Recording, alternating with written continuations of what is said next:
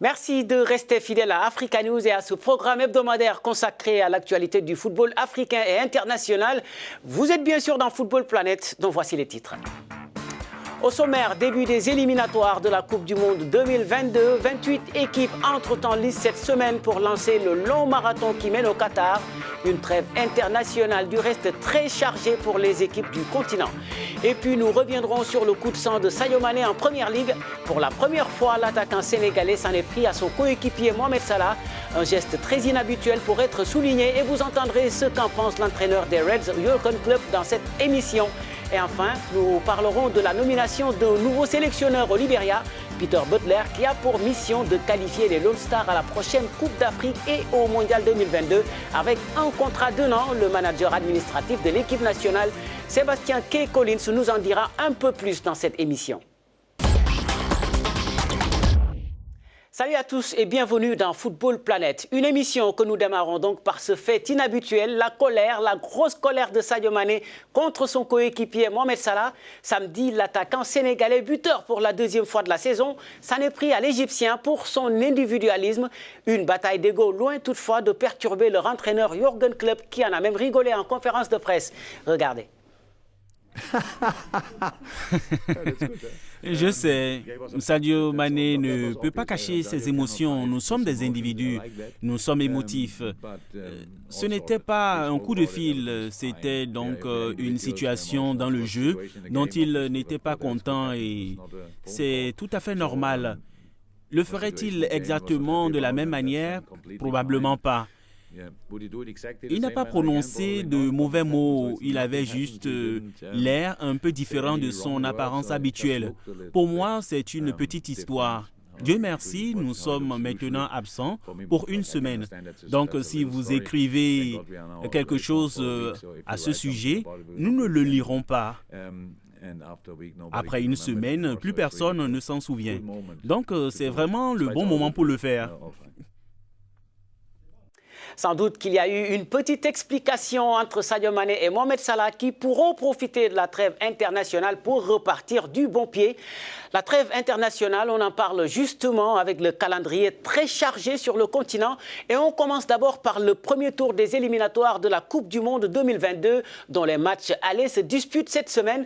28 équipes sont concernées pour un programme plein de derbys. Suivez.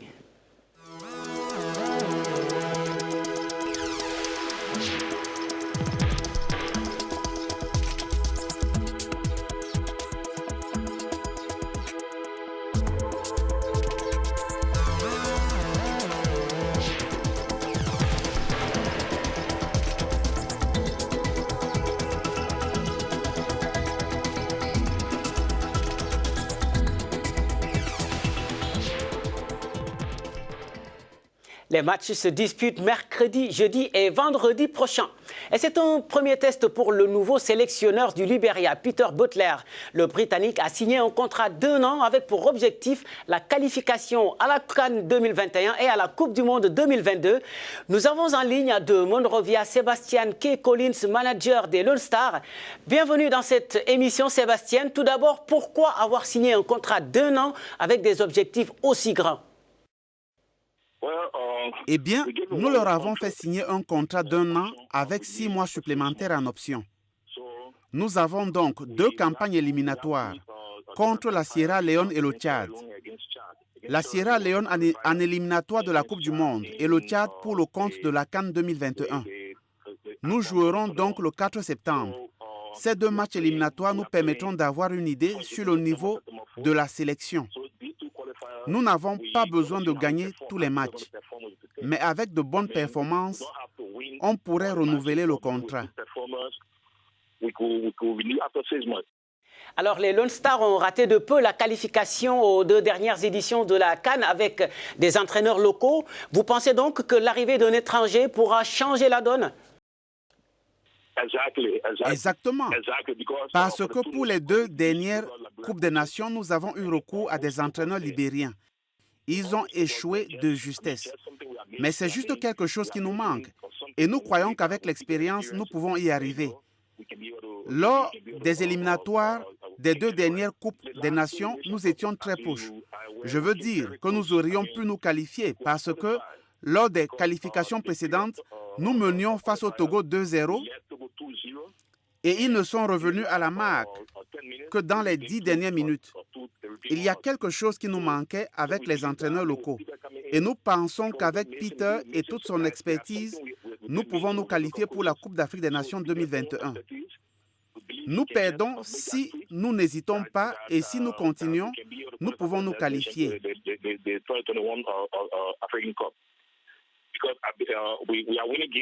Nous venons de rencontrer la République démocratique du Congo lors du dernier match de qualification. Nous menions jusqu'à la 84e minute, je crois, jusqu'à ce qu'ils ne reviennent au score.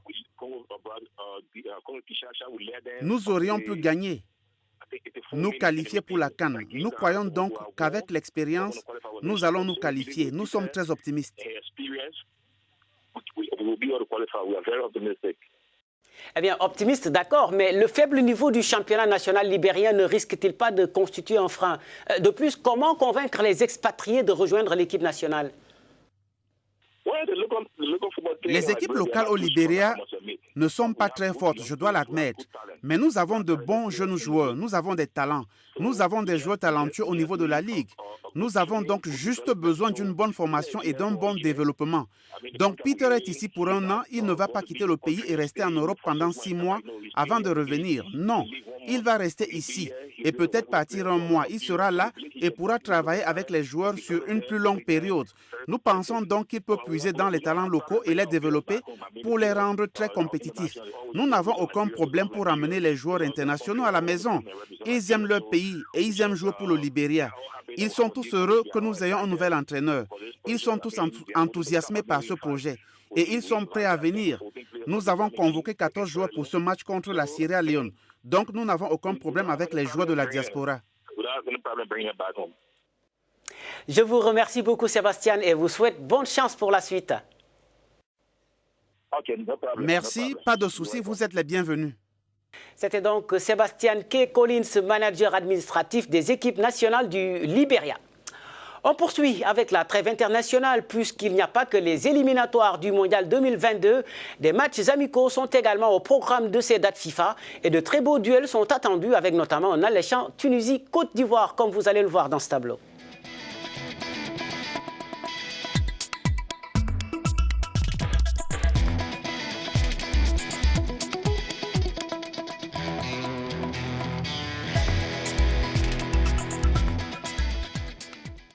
Parlons maintenant de football féminin avec les éliminatoires des Jeux Olympiques de 2020.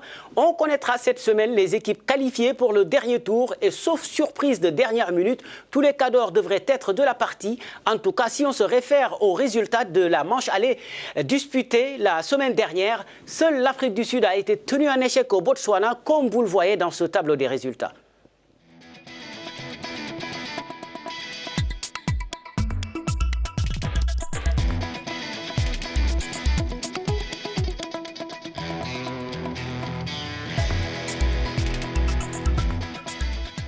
Les matchs retour se disputent ce mardi. À noter la qualification de la République démocratique du Congo après le forfait de la Guinée équatoriale.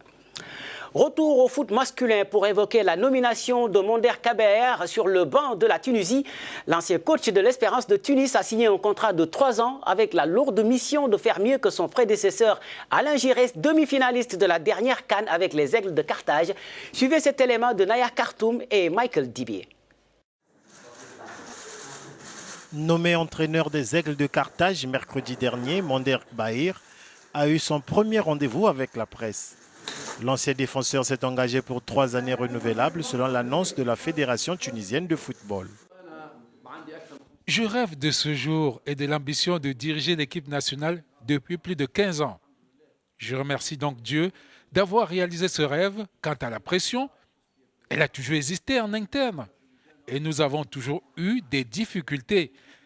La vraie capacité de persévérer sera mise en évidence dans des situations similaires. L'ex-directeur technique de l'Étoile sportive du Sahel et de l'Espérance de Tunis, conscient de l'immensité de la tâche, se dit toutefois confiant de l'avenir. L'une de mes plus fortes convictions est que l'équipe nationale peut aller très loin Ce qui distingue une équipe nationale qui a atteint un haut niveau de performance, c'est beaucoup de volonté, de cohésion, de solidarité dans des moments difficiles. Et je pense qu'en tant que membre du staff, nous allons tous travailler là-dessus. Pour la Fédération tunisienne de football et son président, le choix de Monder reste celui qu'il fallait au regard des enjeux à venir. Le technicien a le devoir de qualifier la sélection à la prochaine CAN et à la Coupe du Monde au Qatar. C'est dire donc l'immensité des défis qui attendent le nouveau patron des Aigles de Carthage.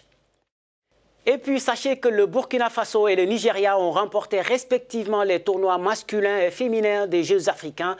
Les étalons ont battu le Nigeria 2-0 pour décrocher leur première médaille d'or depuis la création de ces Jeux africains.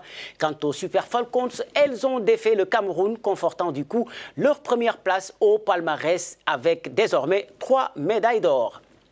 Prenons maintenant la direction de l'Espagne pour parler de la nouvelle sensation de la Liga, le Bissau-Guinéen du FC Barcelone, Ansu Fati. La jeune pépite est entrée samedi dans les annales du football catalan, dont il est simplement devenu le plus jeune buteur de l'histoire. À 16 ans et 10 mois, il devance Boyan Krikic et un certain Lionel Messi. Pendant ce temps, Pierre-Emerick Aubameyang continue de jouer le rôle du sauveur pour Arsenal en Première Ligue. L'attaquant gabonais a permis aux Gunners d'éviter la défaite lors du derby du nord de Londres face à Tottenham. C'est le 3e but de la saison de l'ancien buteur du Borussia Dortmund. Et c'est là-dessus qu'on se quitte. Cette émission est à retrouver sur notre site web www.africanews.com. On se donne rendez-vous la semaine prochaine pour un autre numéro de Football Planet. Je vous souhaite de passer une excellente semaine en compagnie de nos programmes. Au revoir.